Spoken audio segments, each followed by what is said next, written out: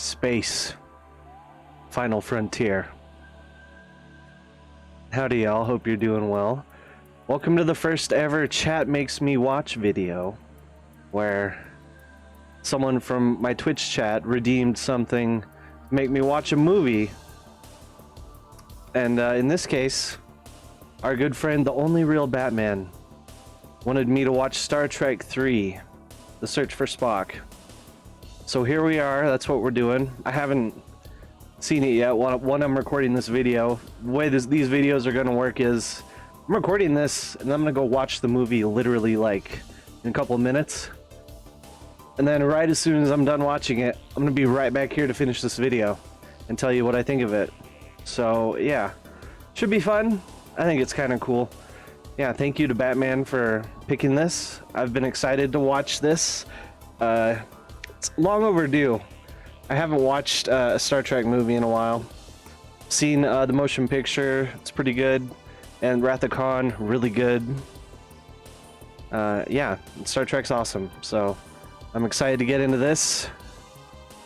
The Search for Spock. Before we do that though, I have 5 predictions for Star Trek 3, The Search for Spock. Prediction number 1. They will find Spock.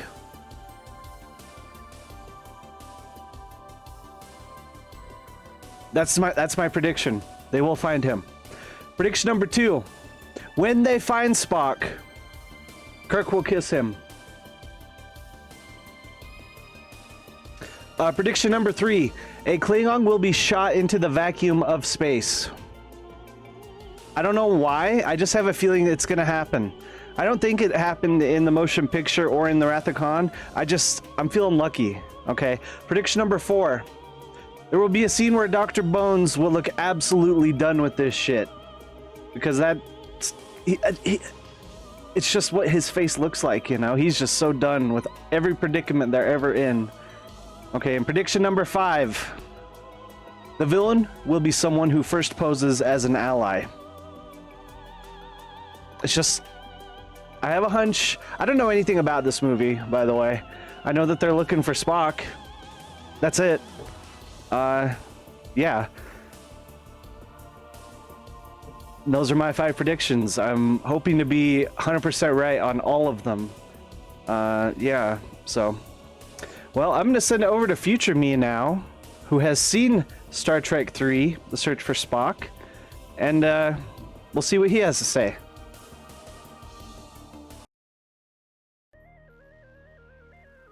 Thank you very much, past me. Welcome back, everybody. I just finished watching Star Trek 3, The Search for Spock, and I enjoyed it. It was a pretty dang good movie. Yeah. My predictions, we'll get into that in a minute. I did better than I thought I would, honestly. But, yeah, I really liked the movie. It was really beautiful. A lot of the shots looked really good. Some of the special effects didn't look so good. There's a couple shots that didn't look great. Most of them look really good, though.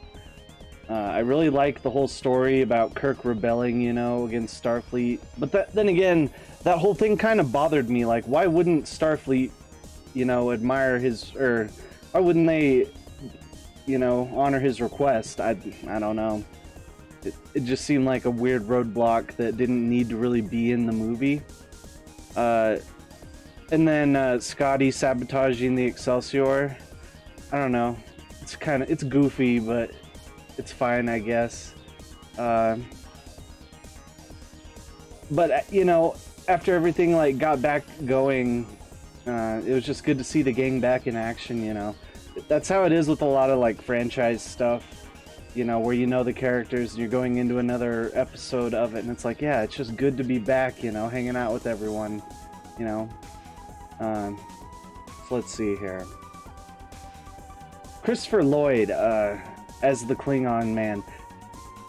There wasn't much to his character other than he's just a lunatic and he just wants to kill and he is out of his mind.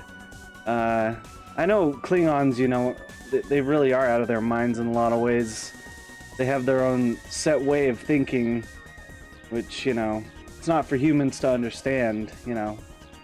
But God, he was off the hook, you know, unchained, as it were.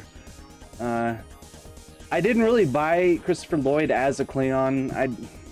He was fun to watch, but I didn't really care for him as that role because it was just, I don't know, weird. But he's great, you know, and he had fun. It seemed like Spock being. Oh wait, I forgot to fucking say spoilers. Well, spoilers ahead. Yeah, Spock being regenerated by the Genesis Project is cool. It's weird, like young Spock and his aging process and the planet. I don't know, it's cool. It's a very cool way. I was wondering how they were going to bring Spock back. And that's a cool way to do it. You know, based in science, it's believable in the universe that, oh shit, wow. You know, I don't know why Spock's capsule went to planet Genesis. I don't think that's ever explained. Unless, well, yeah, you know, I just don't know. There's so much I don't know about what I just watched. You know, I have a lot of questions. Probably have to do some research about it. One thing I thought was funny was when Kirk's son dies. First of all, I thought that guy was Kirk's son because they mentioned something about Kirk's son, David. And I thought, okay, I didn't realize the guy who was Kirk's son was his son until later. I was like, oh wow, that guy's dead. They killed him. And Kirk, like, pretends to care, but he doesn't really care. His heart's not really into it, you know? I thought that was silly. He didn't need to die. There's no emotional impact felt from his death, you know? And who cares? Spock's back. We don't need Kirk's son. We have Spock. Who cares, you know? Yeah, so let's get into my predictions. I had 5 predictions for you. Number 1, will they find Spock? Yes, they found Spock. Number 2, when they find Spock, Kirk will kiss him. No. Though at the end of the movie, when Spock starts remembering, and the look on Kirk's face, his face is so lit up, you know? I thought he was gonna kiss him. I was like, yeah. He didn't, but... prediction number 3, a Klingon will be shot into the vacuum of space. Almost! When they were blowing up the Enterprise, which was fucking genius, by the way. I loved that sequence to unlock the Enterprise's self-destruct mode. That was cool as hell. You know, needing the 3 officers, the 3, you know, Starship member clearance things, the codes. That was really cool. I like how that worked. And then their plan.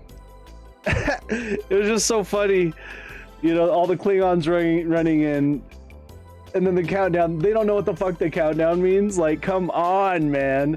And Christopher Lloyd's like staring at his screen, screaming, "Get the fuck out of!" And they blow up. They die.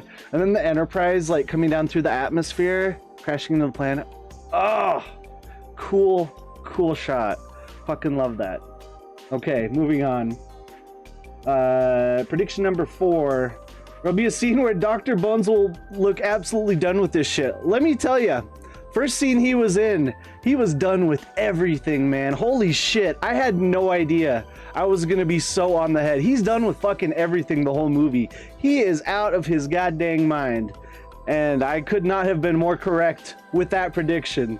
And I thought about that the whole movie. He looked so fucking miserable, and he was. Yeah, that was awesome. I love Dr. Bones. He's probably my favorite. I don't know if he's my favorite. It's tough to say who favorite character is because they're all so great, you know. Sulu, Chekhov, you know. Her wasn't in as much as I thought she should have been, but you know, it's whatever. Let's see. Final prediction: the villain will be someone who first poses as an ally. Nah, not even close. That didn't happen. But yeah, I really enjoyed Star Trek 3, The Search for Spock. I'm going to give Star Trek 3, The Search for Spock, 3 stars. It was really good. I liked it probably about as much as the first movie, maybe a little less, the motion picture. Both really good. I would need to rewatch the motion picture to like accurately rank them, but you know, I like it about as much. I still really enjoyed it. I had fun enjoying movie. I can't wait to get to 4, and I hear 4 is like really good. That's another thing about this movie, is it seemed kind of like it was a much smaller scale story, which I appreciated. You know, it wasn't like the huge, like the Wrath of Khan was massive. You know, it had really big scale to it, and this was a much smaller story, which I appreciated. You know, not everything has to be about saving the universe. You know, sometimes it's just about saving your old pal Spock. You know. Let's see here. All right, yeah, that is gonna about do it for me. Leave a comment down below if you think this would be a cool video series, and if you want to influence a future video like this, go redeem some movies and albums on my Twitch stream, okay? Go do it, because I had a lot of fun doing this. It was a lot more work than I thought it would be, but hey, you got to put in the work, you know? So thank you everyone for watching, and yeah, go submit more so I can make more of these, damn it. All right, see you later.